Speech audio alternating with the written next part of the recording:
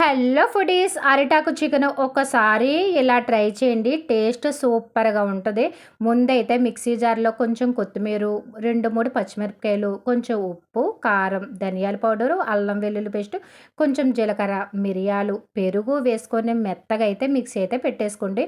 ఇలాగ క్లీన్ చేసుకున్న చికెన్లో కొంచెం ఇలా మిక్సీ పట్టుకున్నాం చూసారా, అదంతా వేసుకొని బాగా కలిపేసుకొని అరిటాకు మాత్రం కొంచెం హీట్ చేసుకోండి. అరిటాకు హీట్ చేసుకుంటాం వల్ల కొంచెం అరిటాకు మెత్తబడుతుందనమాట. వీడియోలో చూపిస్తున్నట్టుగా ఇలా అరిటాకు ఫోల్డ్ చేసుకొని చుట్టూరు అలా దారాలు చుట్టేసుకొని ఆయిల్ హీట్ అయ్యాక కొంచెం ఆయిలే పడుతుందండి.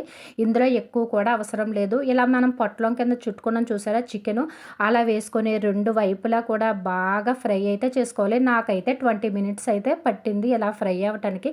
రెగ్యులర్గా కాకుండా ఇలా ఒకసారి ట్రై చేయండి. టేస్ట్ అసలు చాలా బాగా వచ్చింది. వీడియో నచ్చిందా? అయితే చిన్న లైక్ కొట్టి కొంచెం సబ్స్క్రైబ్ చేసేసుకోండి మరి.